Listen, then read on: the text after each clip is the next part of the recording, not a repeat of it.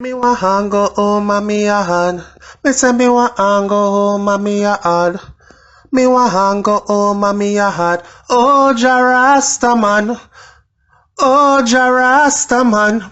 Welcome to SouFLoTV again, everybody. It's your host with the most. Let's get right into this returning residents thing. I found an article, right? And I'm going to share it with you. Check it. So, you've been living away from Jamaica for some 20, 30, 40 years, and in all that time, you have not been a regular visitor to the island, but now you have decided that it is time for you to retire, and you want to retire back home in Jamaica. In all the time you have been away, you have been carrying around these romantic memories of how life used to be, how wonderful life was in the area where you grew up. So you spent many years dreaming and pining about returning home to recapture these special moments in your beloved country. There is nothing wrong with this, except you have been away from Jamaica for such a long time, and like anywhere else in the world, life changed, people change, places change, even culture changes. Some change for the better and others change for the worse. But you wouldn't know this about Jamaica because you have disconnected yourself from Jamaica, and like Morpheus disconnecting Neo from the Matrix, you have been living in a romantic, nostalgic dream world. First, let's clear up a few simple facts about Jamaica today. First fact is that Jamaica can be a blood-sucking black hole when it comes to money. Once you prime that pump with a few dollars, it quickly transforms into a transatlantic money-sucking vacuum cleaner because a lot of Jamaicans worship money, and getting it consumes them and drives their insatiable greed. Second fact is, there are people in Jamaica who have mastered the art of hard luck story. One beg your thing now. Boy, I don't put my face in a dada. All they need is a willing ear, and before you know it, you are sucked into another dimension, the twilight zone, where they ride you like a jackass without giving you a drink of water. Heck, even the government mastered this fine art long, long ago. They sell poverty, hard luck stories, and poor thing picnic looks. Kinda like Puss in Boots from the Shrek movie, to every lending agency willing to listen. Jamaica, it seems, has mastered the art of existing at the mercy of others. So, do not believe everything you hear, because there is a method to their madness, since some of them live by the saying, when you find a jackass, you ride him to pasture. Again, this is driven by their worship of money and their insatiable greed and their materialistic mindset. Remember, things and times have changed. Even the culture has shifted. Now, I'm saying, you are not supposed to be trust Jamaican people, because some of the nicest and kindest people I have met in my life are Jamaicans in Jamaica. But all you need to do is apply some common sense. So, again, I'm saying, it's not that you're not supposed to trust Jamaican people, because some of the nicest, kindest people I have met in my life are Jamaicans that I have met in Jamaica. But all you need to do is apply some common sense. Make we talk now? Alright, listen. So, you're building your dream mansion now. So you have chosen to build your dream home instead of buying a ready-made house. One word of advice from me is this: you cannot be an absentee builder. If you are going to build your house in Jamaica, then it is best that you are in Jamaica to oversee what is happening. I am not saying you cannot find a trusting developer to do the work for you, but there has been so many reports of people sending their money to Jamaica to build a house, and when them reach there, no house no there. I want a little shack. We look like something where we're cooking around at the board kitchen around the back. Alright. You have it in your head that you are going to build that dream house to rival all the other dream houses, your version of the Buckingham Palace. The problem is that you are going to build this mansion in a village that may not have improved in all of the years you have been away. In fact, the area may have declined, and you are now building a 40 to 50 million Jamaican dollar house in a location where the houses cost an average of 1 to 3 million Jamaican dollars tops. Yes, the quaint little village that you grew up in is now impoverished and maybe crime-ridden, full of cutthroats. Like I said, you would not know that because you did not do your due diligence. You disconnected yourself for over 30, 40 years and failed to keep up with the changing times.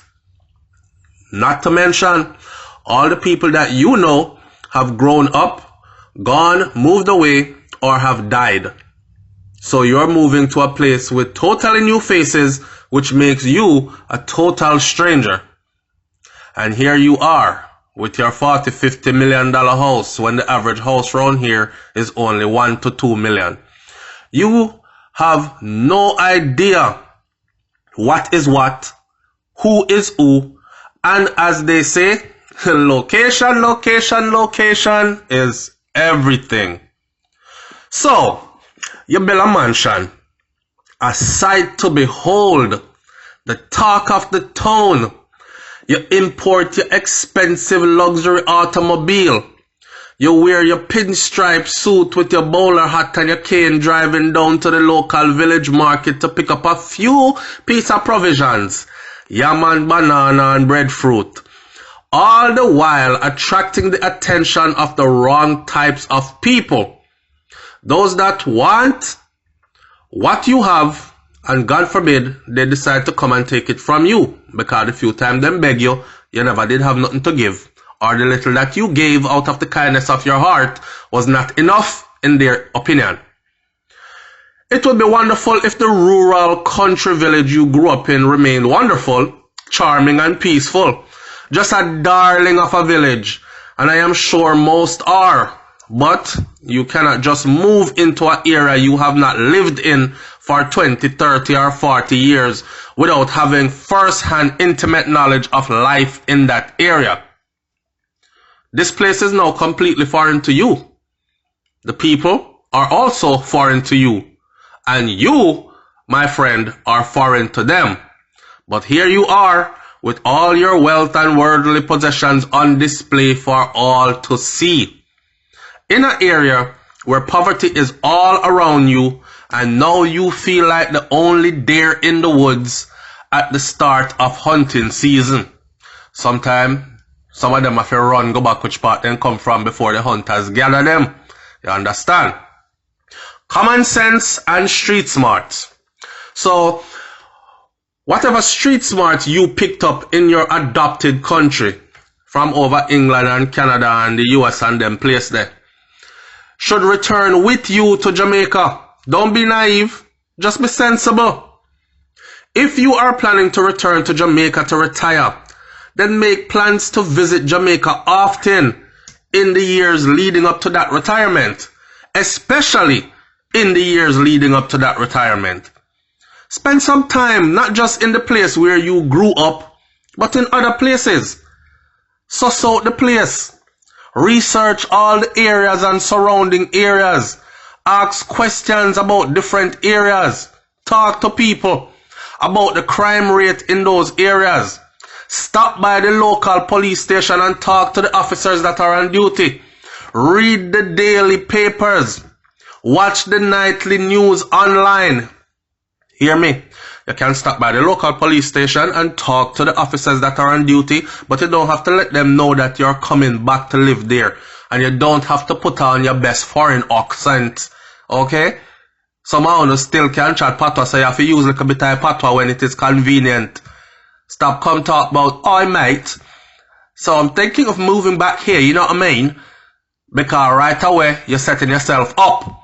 And we have heard stories where gangs have been organized to hit houses and rob people specifically returning residents, and one of them was led by a police officer. You ever hear about the youth chants gang? Anyway, watch the nightly news online. Monitor the property value in different areas. Research the schools in the area.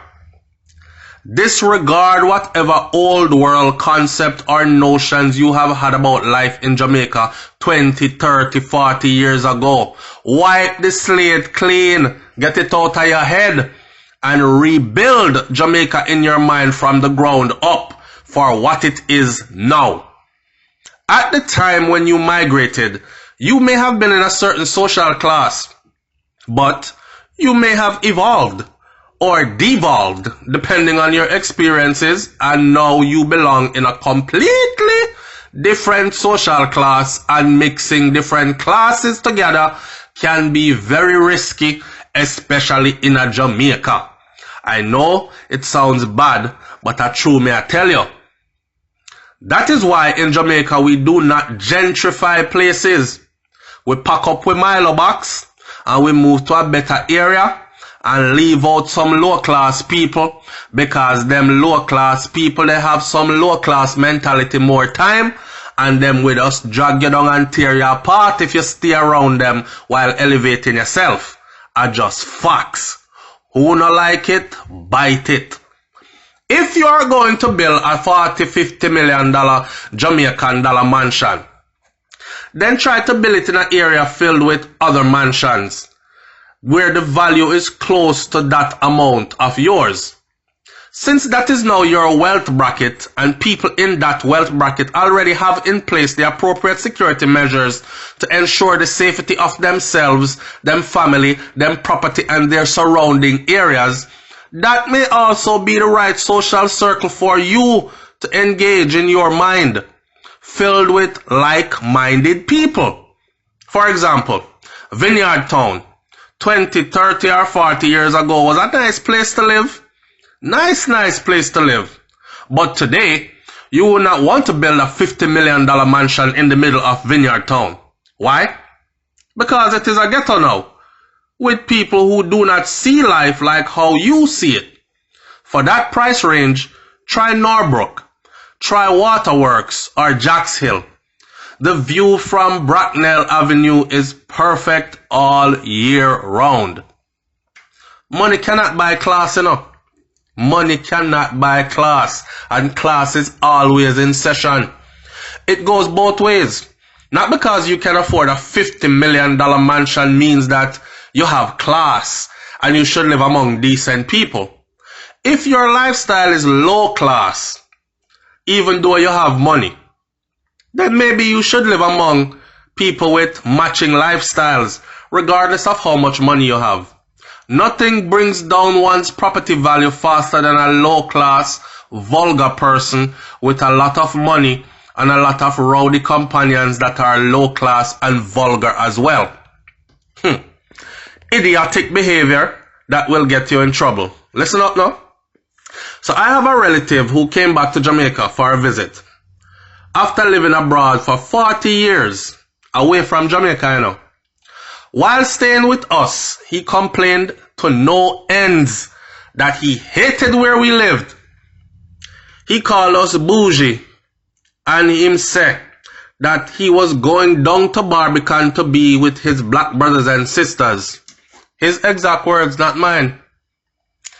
We tried very hard to talk him out of it, but we could not.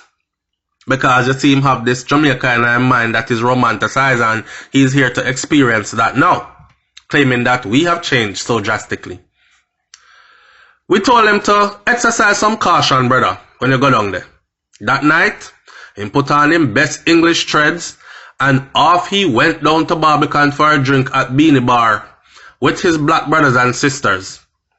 On my way past the bar, I stopped to see if he was okay, and I saw that he was having a whale of a time buying his 5th round of drinks for all the people in the entire bar.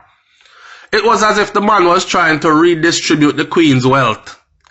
Him did a go on like say him come back from England with the whole of the English money.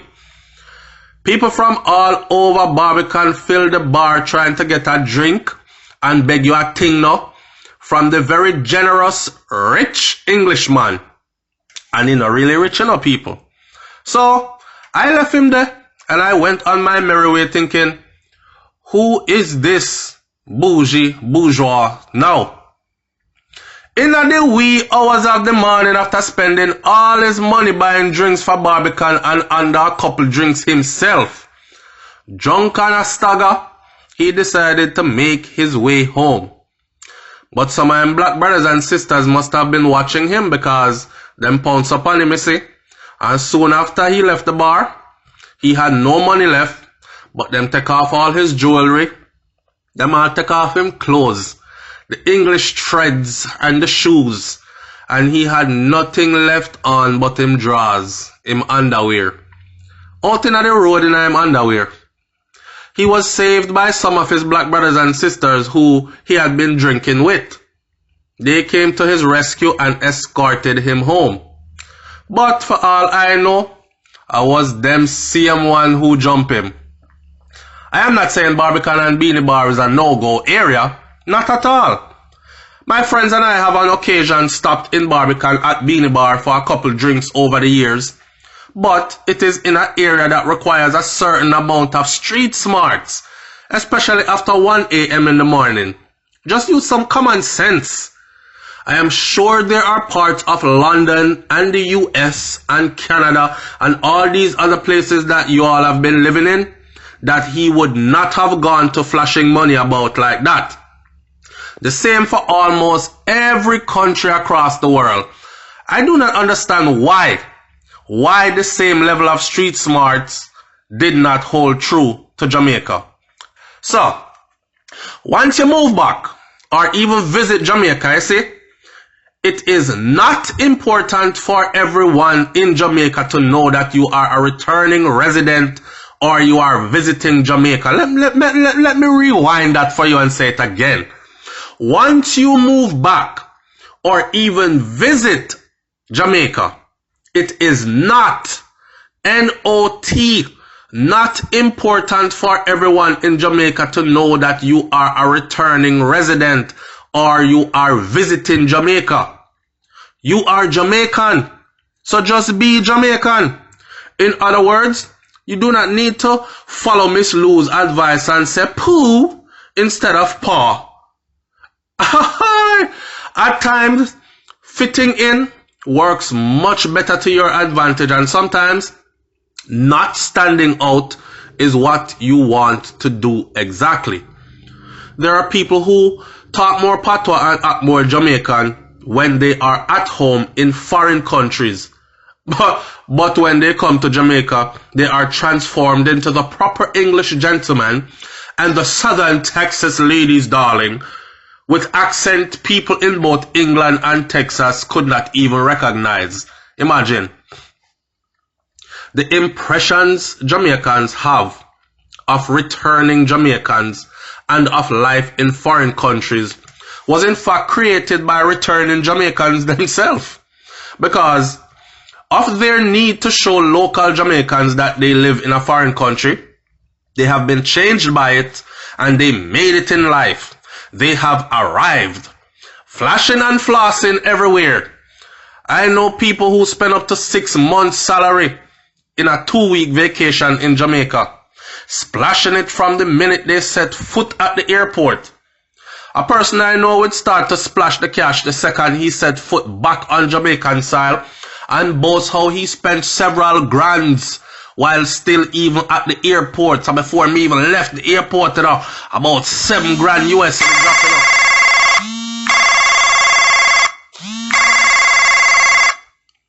I saw.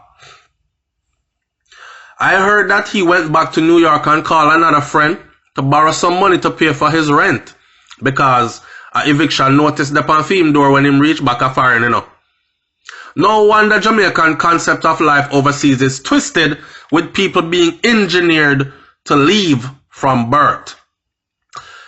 Crime in Jamaica, I could talk about that.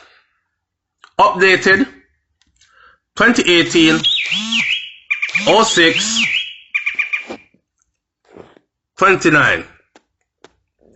I hope this blog post did not come across as if I am sugarcoating Jamaica or returning to Jamaica, because the reality is crime is very real and it's a real problem, and how you inject yourself back into Jamaican society matters and can be the difference between life and death. Original figures revealed that at least 85 Britons, Americans and Canadians have been killed in Jamaica since 2012, and 200 British, American and Canadian expats were murdered in the country since 2000. 200. Mark Shields, Jamaica's former Deputy Commissioner of Police, said returnees were seen as even easy pickings for criminals who see themselves as wealthy and naive to the country's security risks. I have always considered them to be an extreme risk, he said, adding that police chiefs had previously underappreciated the scale of the crime, but it was becoming a major issue. There's a significant risk to returning residents for robbery, fraud, and ultimate crime of murder, he said. Shields advised Jamaicans expatriates to think very carefully about immersing themselves in local Jamaican culture in a rural community when they haven't been back that much. Alright, so the number one concern for returning and visiting Jamaica is the issue of crime, and rightfully so. No one wants to return to a place where guns are barking every night like Maga dog on the streets and bullets pass in your ears more times than the buzzing mosquitoes. But if we take the time to study the pattern of crime across the island, one would realize that the majority of the murders and criminal activities are localized to a handful of parishes, and very localized within those parishes to a handful of ghetto locations. If one could look at a murder map of Jamaica, one would realize that the vast majority of Jamaica and Jamaicans are pretty safe and are living in peace. The people in these places rarely hear a gunshot or experience any crime whatsoever, even though their perception of crime is very high.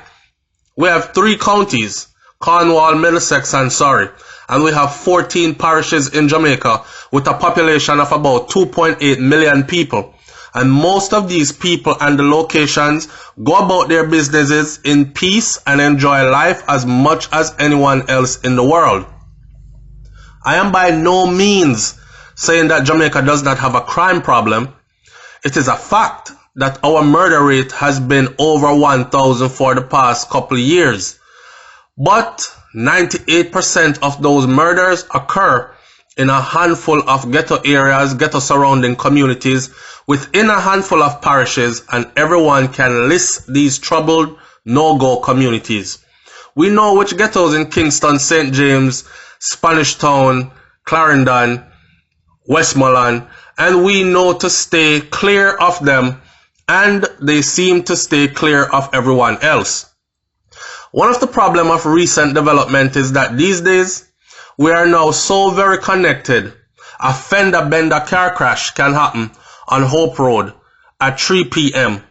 and by 3:02 p.m. news of the crash is instantly broadcasted to Jamaicans worldwide.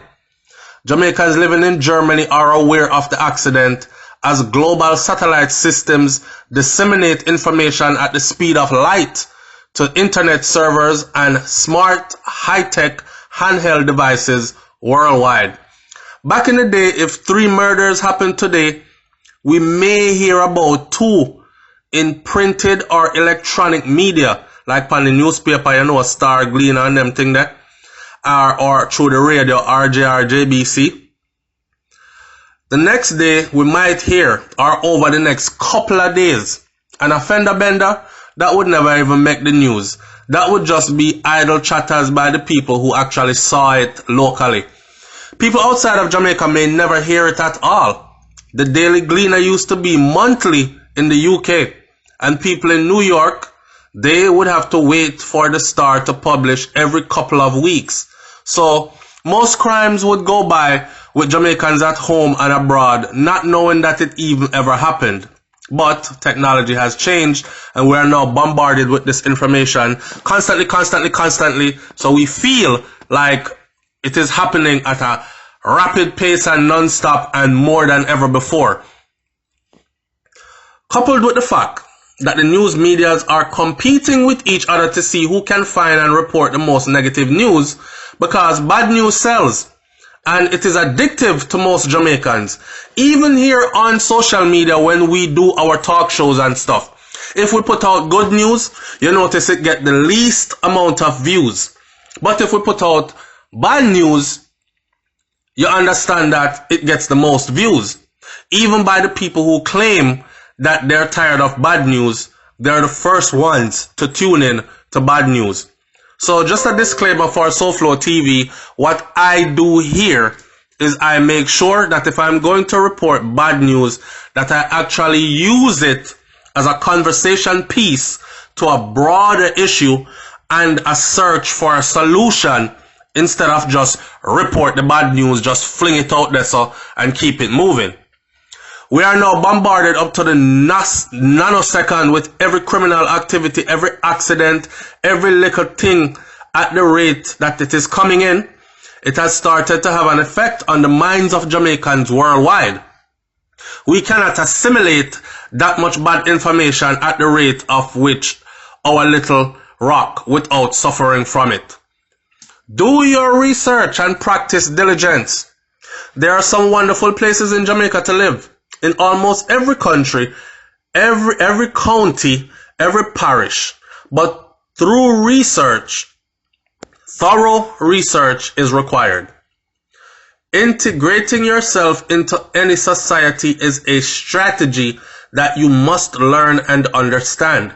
I have read reports after reports after reports of returning residents complaining that after spending every red cent they had to return to Jamaica and are now too broke to leave, disappointed with the conditions of the area they moved to, or shocked that paying bills is such a manual process, while others complain about the crime rate. The fact is, what they are complaining about is known worldwide and is not a secret. It just requires due diligence. Do your research. Research and then research again. Understand what you are leaving behind and what you are coming home to and where you are coming home to. Weigh the pros and the cons with an open mind before making that move. See it there now. See it there. It's SouFLoTV. Like, comment, share, subscribe. Leave your comment in the comment section below. I hope this brings about deep discussion through intelligent minds, and I hope it is helpful to someone that is planning on making that move and finds themselves in this character that's described in this thing right here. The name of this article, Google Jamaican Till I Die.blogspot.com 2012/08 Jamaica returning residents. When plagiarize and tea for people things, we found the article and we thought it's very interesting because it says exactly what we have been saying to our people for the past couple of years, right? So if you're interested in going and reading the article fully for yourself because you just didn't understand what SouFLoTV just said, even though I not only read that article, I elaborated and I made it more interesting because I put some little things in there where you can, you know what I say? Like that, spice it up my way. Anyway, much love people, one love people, walk good.